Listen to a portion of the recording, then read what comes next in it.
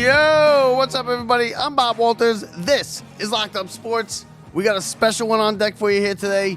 Big-time guest, SNY, host of SportsNight on SNY, the voice of college lacrosse on ESPN, tons of big games. You've seen him all over the networks. His name is Eamon McAnaney, and he is right here with us tonight on tonight's show. We talked with him yesterday, and let's get right to it. It's an excellent conversation we have with him. You're going to love it. Here he is, SNY's Eamon McAnaney. Enjoy it, everybody. All right, so now we'd like to welcome in our guest. He's from SNY. You know him from SNY, but he's also he was a Notre Dame lacrosse player. We did play-by-play for ESPN for the lacrosse national championships, the college lacrosse national championships. You know him from Sports Night, Baseball Night in New York. He was a Mets field reporter. His name is Eamon McAnaney. Eamon, thanks for joining the show. I'm looking forward to talking sports with you guys. Absolutely. Now, listen, tell us a little bit about your background and you know, just everything about you real quick, and then we'll get into the Mets and everything with that with New York sports. In New York City, huge sports fan. Was a huge fan of Warner Wolf doing the sports and Jerry Gerard on Channel 11. And, I kind of always had an idea. I wanted to do something like that. Of course, I also dreamed that I was going to play third base for the Yankees too. But, started playing lacrosse in high school instead of baseball. Fell in love with lacrosse. Had a chance to play at Notre Dame, so I had a passion for the sport. So when it became a TV sport with ESPNU and college sports television, it became a huge break for my career. So I was able to get some play-by-play reps, which led to college football games, which also kind of increased the exposure for my career. So I became a little bit more well-known, so that when SNY started, I didn't get there right away, but I was able to knock on their door enough times so that I got my foot in the door at SNY. I think it's 2009, freelanced, and then I've been here full time since 2017. So as a native New Yorker, to have a chance to host a New York sports show 5 nights a week, is pretty cool. You could say it's your dream job, but job's a reality. But it's kind of something when I set out to be on air where I wanted to be. So for me, it's pretty cool. Yeah, it's actually, and I was listening to some of your calls. They're great calls, right down the turnpike, and your calls like that. They're great, and you kind of hit the lacrosse thing right at the right time, because that's when it kind of hit ESPN, and it was big. I remember. Do they have that national championship? Is it July 4th weekend that they have it? The national championship.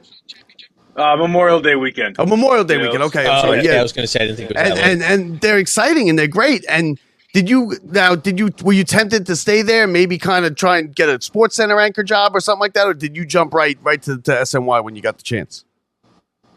I did both for a long time. I was a freelancer, so for about 5 years, I was doing both jobs, traveling as a play-by-play announcer, and then working here back in New York when I had a chance. My kids were pretty young, so that kind of took a toll. So when SNY offered me a full-time job and I didn't have to travel, I kind of jumped at it. Definitely calling the games is an amazing feeling. There's nothing quite like play-by-play and reacting to the live action unscripted in front of you.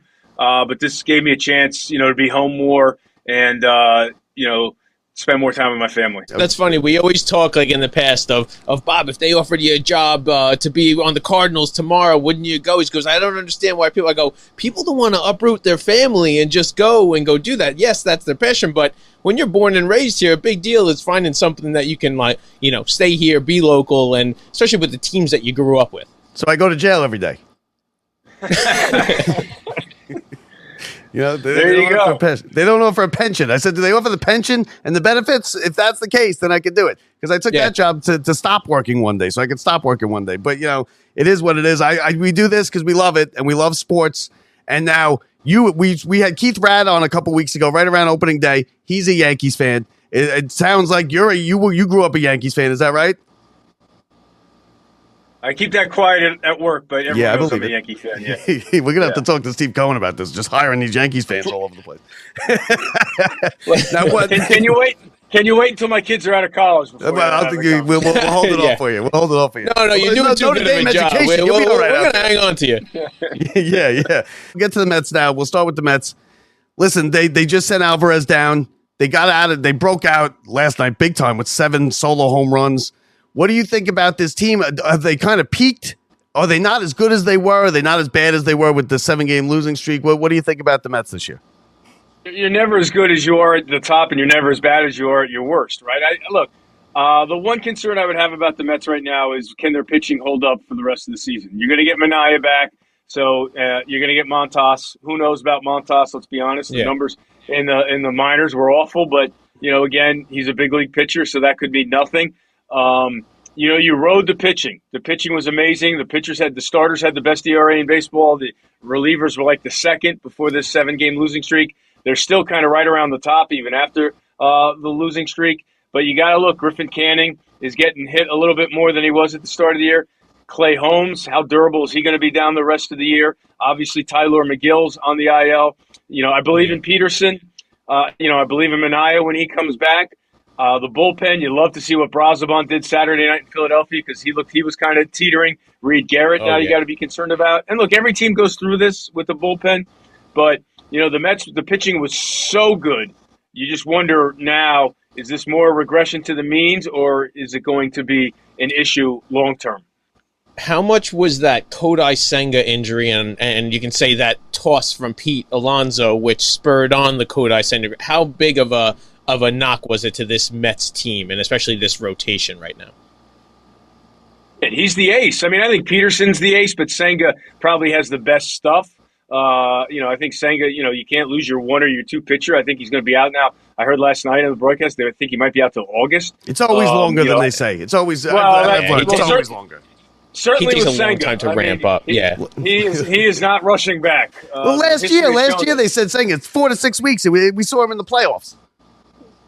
I mean, you need some regular season games behind you because you saw what happened to him when you just put him into a playoff scenario. It's one thing to get some reps going in, but we need him to come back there and play some important games. That was a rough go. But who do you think the Mets hold on to in this rotation? Seeing that Minaya is coming back, Montas is coming back, McGill's on the IL. You look at what Blackburn's doing. He was great start, bad start. So who is the Mets going to end up having in this rotation until Senga comes back? You're going to go with Peterson. You're going to go with Canning. Minaya, Montas, I think, is coming back before Minaya. Obviously, Montas is good. They're going to give Montas a shot because they're paying him. They're not just going to let him go after versus the Braves, right? Yeah. So he's starting against the Braves, and he's going to get every chance because, obviously, also to your point, there's not a whole lot of people are walking through that door. You're going to hold on till Minaya comes back. And then there you go. It'll be Blackburn, Canning, Peterson, Minaya, and Montas until Senga comes back, and then you see what happens there. I don't think Blade Tidwell is hanging around for a few more starts. So look, they got to see what they have in Montas. Yeah, they're going to give those 5 a shot because they're paying them all. And I'm not saying that in a negative way, but those are major leaguers that are. They can't. They're not sending them back down to Syracuse. Is Alvarez the Mets version of Gary Sanchez? I was thinking. He could be. He never had a year that Gary Sanchez had.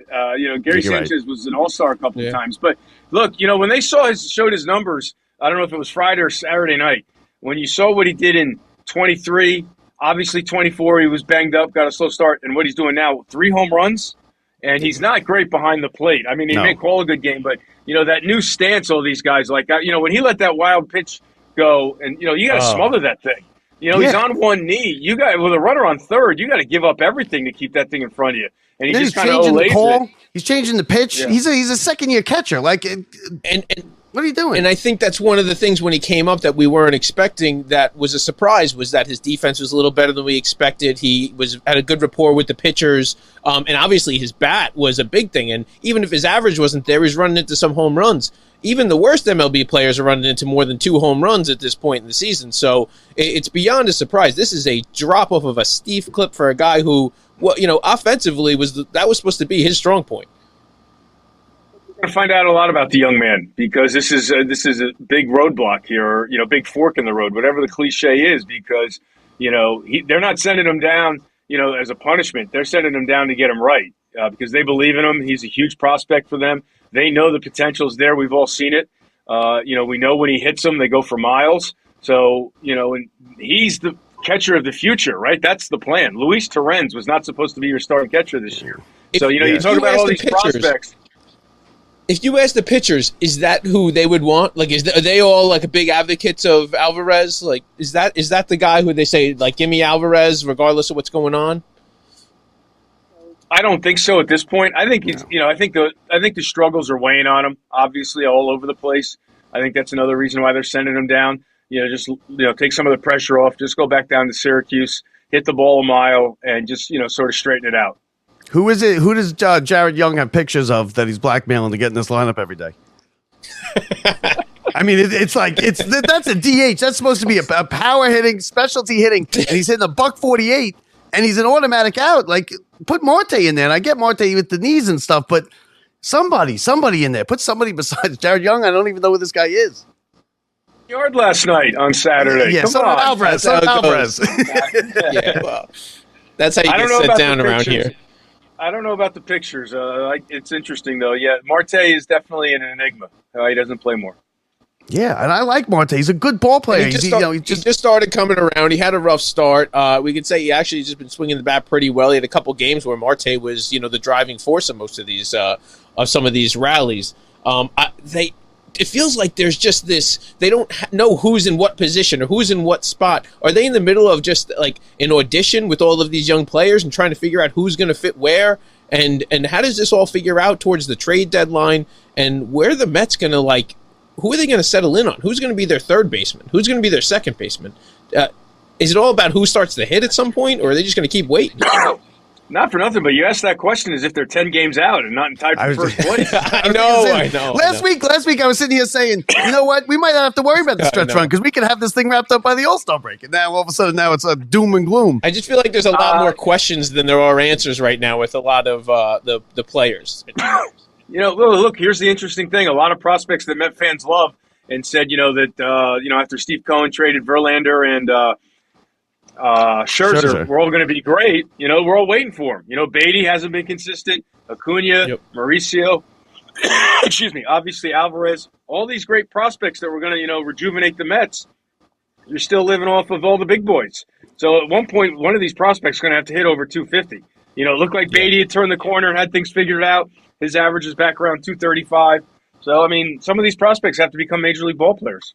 Yeah, and I'm not Vientos when he comes back up, a little spark from Vientos, and hopefully AAA got him going a little bit the way it did Beatty for at least a little while, and maybe that DH. But then DH, you talk about DH. You could DH Vientos and play Beatty in third if those guys were living up to what their potential is. Well, you need somebody to do something. We can't have every guy not producing. Usually, it's only one guy, and we'll stick with this, and it might be a surprise. But right now, you just have a whole bunch of mediocrity coming, and not just offensively, also defensively. There's, besides for Mauricio and, say, Acuna when they're in there, the other guys are just question marks, and they're mediocre fielders, so you better get some offense going. Yeah, and Soto, listen, I know his numbers are okay, and he's probably going to come out of it. You don't play, 1,000 games without getting to the back of your baseball card somewhat, and he's not going to have the numbers this year. But to me, it doesn't feel like he's a difference maker. Like, he doesn't win games for us ever. He walks a lot, and there's nothing wrong with walking, getting on base. And I know he's not a huge power guy like a Judge or even like a Pete. But Soto, to me, it just doesn't feel like he has a huge impact on these games. And for $50 million. And I know we're going to have him for a long time. I have a 2-year-old daughter, and she's going to be in high school. We're still going to have Soto. But it just doesn't feel like it. What do you think is going on with that? Fine. He had an at-bat the other night. I don't know if it was Friday or Saturday. And look, I'm not at all comparing the circumstances. But the way he worked the at-bat and kept fouling it off and eventually went yard reminded me of the home run he hit against Cleveland in the playoffs last year. He knows how to take command of these at-bats when he's right. He's going to be fine. Look, he's welcome to, you can't say welcome to New York because he already knows New York, but welcome to the big-time contract period out of the way. Yeah. Pete and Lindor were able to carry him for a while, carried the whole team for a while. He's going to carry him for a stretch, and then he's going to be fine. I don't think the average will ever get to where it's supposed to be, but this year he's going to be fine. The RBIs. And, he's going to be fine. Now, believe me, when the Yankee fans at work are yucking it up about Juan Soto, I said, he's going to go on a tear. So he'll be fine. Yeah, I don't like that. I don't like the fact that he doesn't hustle some of these out either. Because and I get you can't run every single thing out like Pete Rose. It's just not reasonable. But you're never going to explain that to the fans. The fans are never going to get that because they're all, we're humping it 5 days a week for 50,000. I think it's situational. Like, we understand in certain spots, but when it's late in the game, it's a tie game versus the Yankees, and it's a hard ground ball, and you don't see him hustling, he misses it by a step. He's that's holding the bat where when the guy misplays in right field.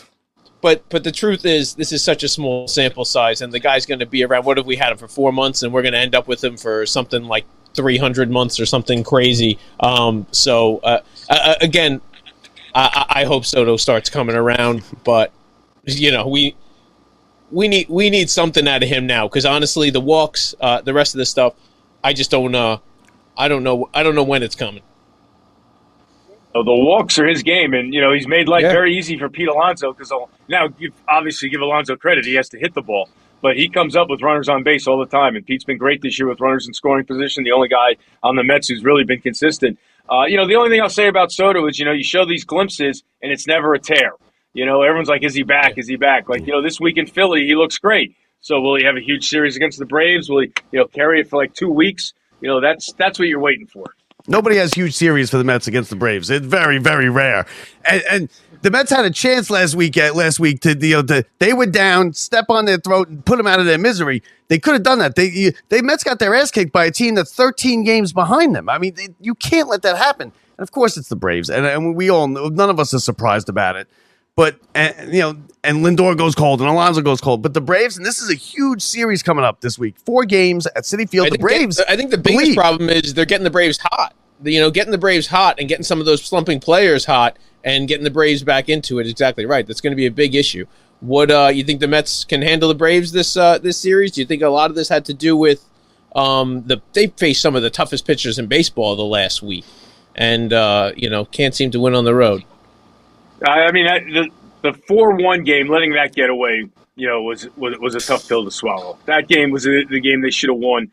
To your point, I agree with you. I think what was the worst part, letting a game get away or letting the Braves have life. Because in baseball now, it doesn't matter if you get in as the wild card. You could be a third place team and still have a chance. So given the Braves are a good team. I understand they're 13 back. I don't think it's the same equal as the Yankees get dominated by the Red Sox, because I don't think the Red Sox are a good team, Devers or no Devers. I think the Braves are still a good team. Obviously, they just lost Sale, so that's a huge blow for them. But, you're going to see Schwellenbach, you're going to see Strider. The Mets probably won't have Peterson because he's going on Sunday. So, it's going to be another tough pitching matchup for the Mets against the Braves. Very curious to see what Frankie Montas does, because, I think that's a big moment here for the next 2 months. If you're waiting for Senga, what can Montas give you? But the Braves are still really good. I mean, Acuna makes that great play. Great catch. That whole, great but then catch. The bonehead play by Alvarez. Little League stuff. That's Little League stuff. Run at the runner. We all know that. We run at the runner. What the hell? A whole bunch of bonehead plays. We had Terrence pick up the ball with his helmet the other day, so there's a whole bunch of things going wrong right now. I think Soto. Soto got a free pass. Blame it on the umpire. That's everyone knew Acuna caught the ball. He put down that show. Yeah, you're right. He did. He's sitting there pointing, going, "What is it?" Don't get me started. Now, speaking of the Yankees, did you hate the fact that Boone took out Schmidt like yesterday? I hated it. You got to let him try. At least go out there and try the 8th inning, right? See if you get a quick one. I mean, it's easy for us to say because if he gets hurt, it's a crusher because he's going to be a main guy. But, here's the problem with this whole thing, and I'm not just laying this on Aaron Boone. I'm laying this on the whole world of Major League Baseball. They have no idea what they're doing with the pitch count. They just make it up. They baby these pitchers and they still get hurt anyway. They give pitch counts. They're not going to do this. And the guys get hurt anyway. Who came up with 100 pitches? 100 pitches is such an arbitrary number.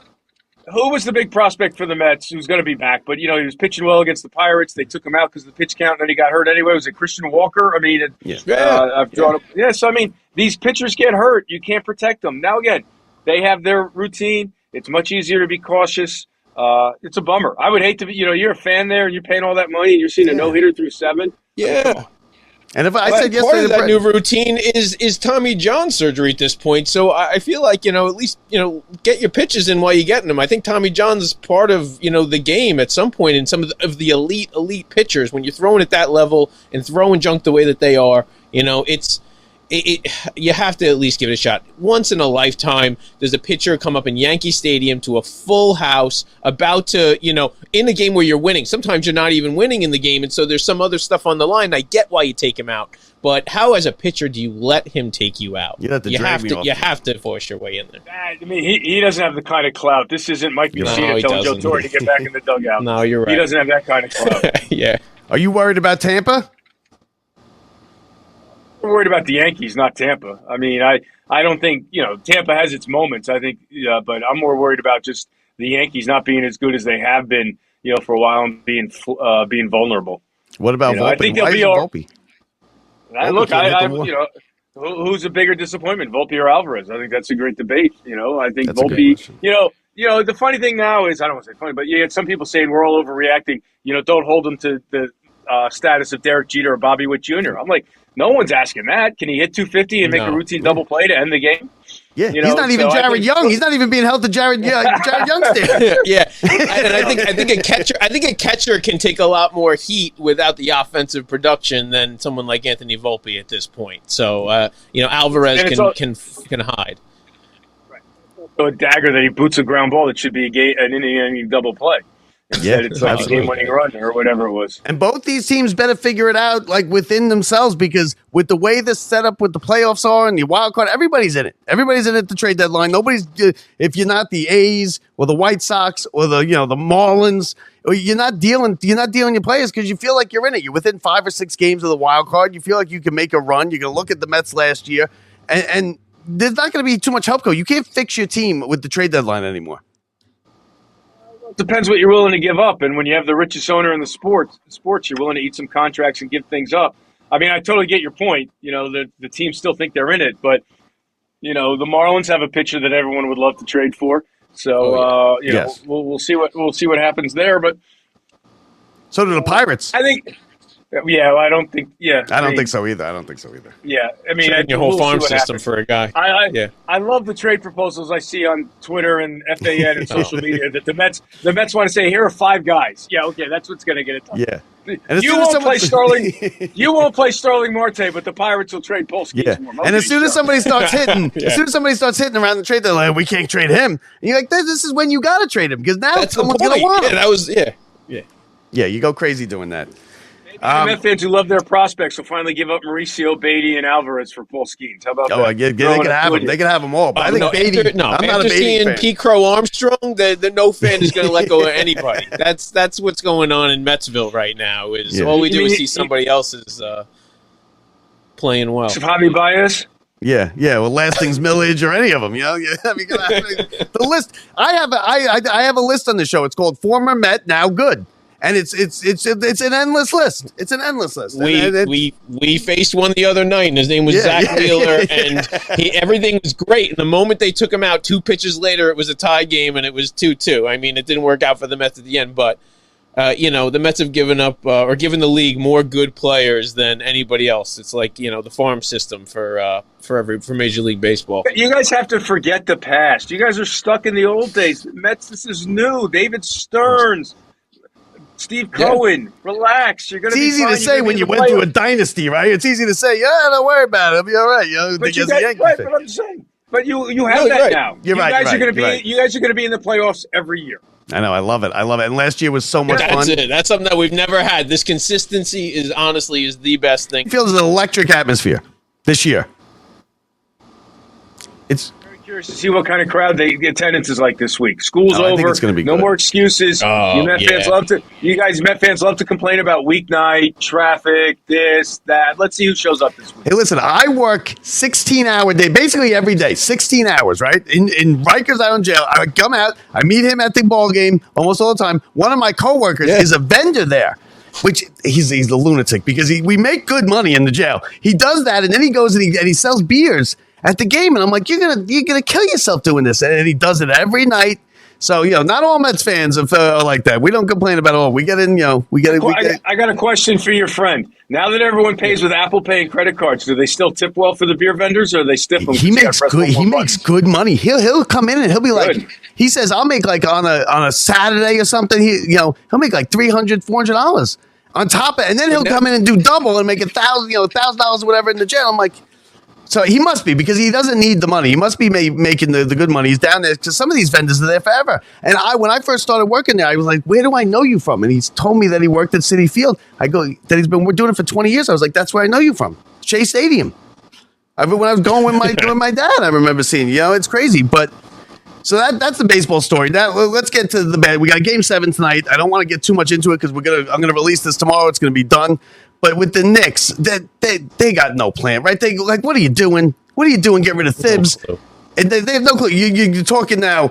Who are we talking? Taylor Jenkins, Mike Brown. Come on. End up with Mike Brown does not excite me at all.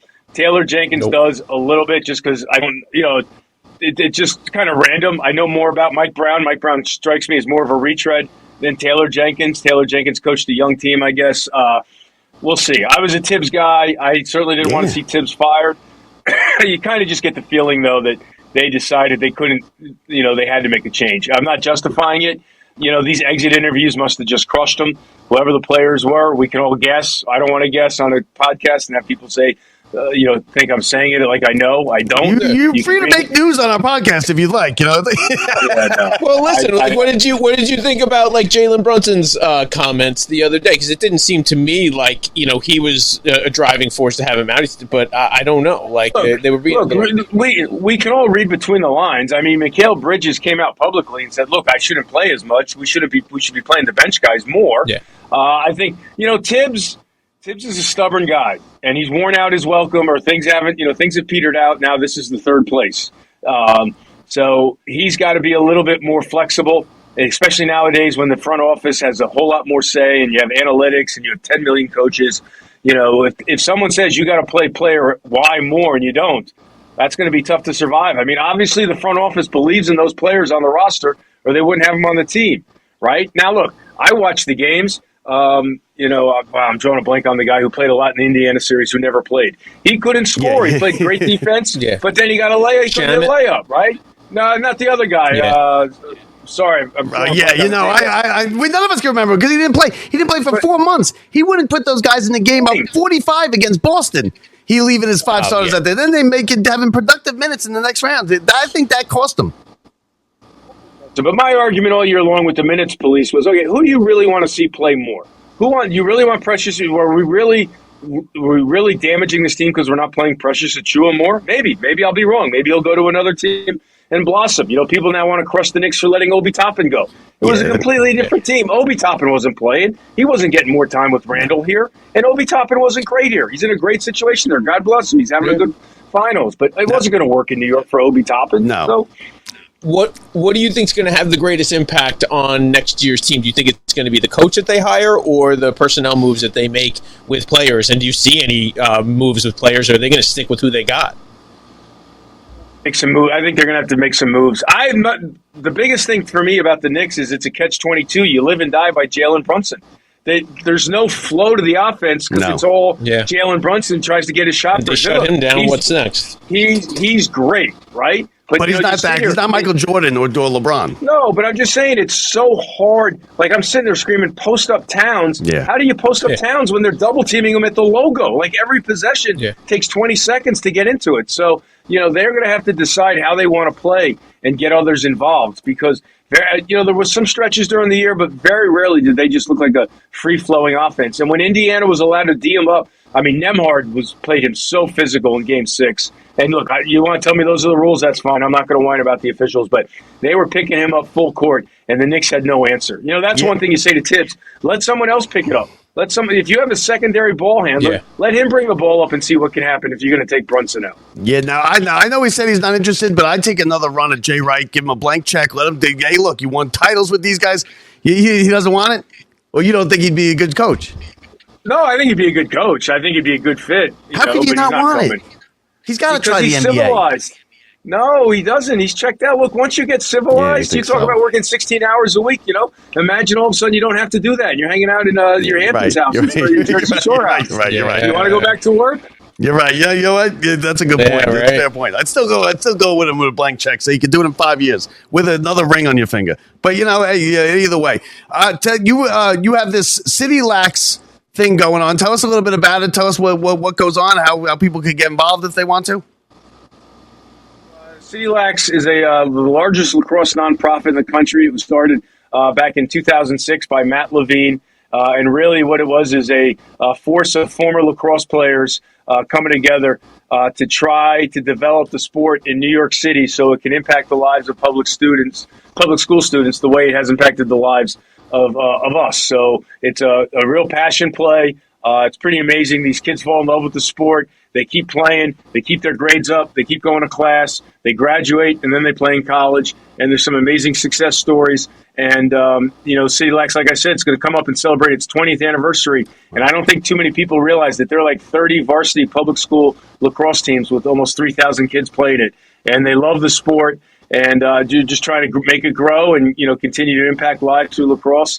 And as someone who loves the sport, it's great to see and great to be a part of. Do you think now, is there a big difference? I don't know that much about lacrosse. So this might be a stupid question, but the professional league was an indoor league. Did you ever play indoor? Is it a different game, completely different game, indoor and outdoor lacrosse? There's two professional leagues. There's an indoor called the NLL and there's an outdoor called the PLL, and it's two completely different games. Okay. The indoor game, the ball never goes out of bounds. It's much more physical. It's moving a lot quicker. You got to have tighter stick skills because obviously you're in narrow. The field game, much more wide. You can take more shots because you get the ball back. It's physical, but not as physical. But they're both great games to play. I never played the indoor game. Okay. I can't. Yeah, and Long Island's a hotbed. Long Island's a hotbed. That's where most of our listeners are. They're hotbed for lacrosse. Yeah, our school didn't even have lacrosse. Was not even offered until I think they started the program the year we graduated. Even though all the schools around us were all big lacrosse schools, so we were not lacrosse kids growing up. Didn't even have the option. It's a big undertaking for schools. You're talking about 30, 35 students playing and a lot of equipment. So, which is one of the challenges City Lax is meeting. But it's a great sport to play. I loved it. So happy I picked it up. I always say it was like a combination of basketball, but you're able to drill someone going over the middle. So that's why I like it. Nice. And it's got a little hockey in it too. So his name is Eamon McAnaney. You see him on SNY every 5 nights a week doing Sports Night. He's also all over you're all over that network. You're filling in here and there. You're everywhere. But anyway, we appreciate you coming on, giving us a couple minutes. Thanks, man. Thanks for having me on, and hope you enjoy the rest of the Mets year. I think you're going to have a good year. I think it's going to be an entertaining summer. It's always a long year. It's always frustrating, ups and downs. We love it though. Listen, we can't change. I wouldn't change it for the world. Thanks for coming on. Definitely going to be a fun summer in New York. Thanks, guys. How about that? Thank you to Eamon McAnaney of SNY. Excellent job. We love that he came on and gave us a couple minutes on a Sunday night out of his own time. And listen, great job. You heard a lot of good stuff on the Mets, a lot on the Yankees. We know he's a Yankee fan. We know the Mets keep hiring Yankee fans to be on their air, but that's a discussion for another day. And he did a fantastic job. A lot on the Knicks too. A lot of interesting stuff there. So we hope you enjoyed it as much as we did speaking with him. And we hope you can get on over to citylax.org. That's CITYLAX.org. And donate to that great program he's got going there that helps inner city kids learn the game of lacrosse, fall in love with the game of lacrosse, and stay out of trouble. So let's show Eamon and the people down at City Lax that Locked Up Sports and its viewers and listeners are there to help. And let's do it and donate some money for a good cause there. Mets coming back home. Big 4-game series against the Braves and the Heat out of Citi Field. They need this now. They need to get it. They come and limping in on 1-5 on the road trip. Just a disaster. And they're looking a little different, right? They sent some players down. We talked about it all. But they got to get it together, and they got to get it together now. Otherwise, this thing could slip further and further away from them as they trail the Phillies already in second place. So the Yankees get a win. They win on Sunday afternoon, actually. They win the series. They take 2 of 3 from Baltimore. Tampa Bay loses, so the Yankees gain another game over the Tampa Bay Rays. And the Oklahoma City Thunder are your NBA champions. They beat the Indiana Pacers in Game 7, and give the Pacers credit. Listen, that was a valiant effort they put together. Halliburton, their best player, goes down, tears the Achilles in the first quarter, and they hung with them every step of the way. Too many turnovers and just too much firepower and defense from Oklahoma City, and they are your 2024-25 NBA champions. Congratulations to them and their fans. But again, we're going to get going now. Don't forget, rate, review, and subscribe. Every little bit helps. Leave us a review. We love the reviews. You know we love the reviews. You can find us anywhere you get your podcasts, on YouTube, and always, always, always at lockedupsports.net, lockedupsports.net. So thank you again to Eamon McAnaney. Thank you to Brett. We'll see you guys next time.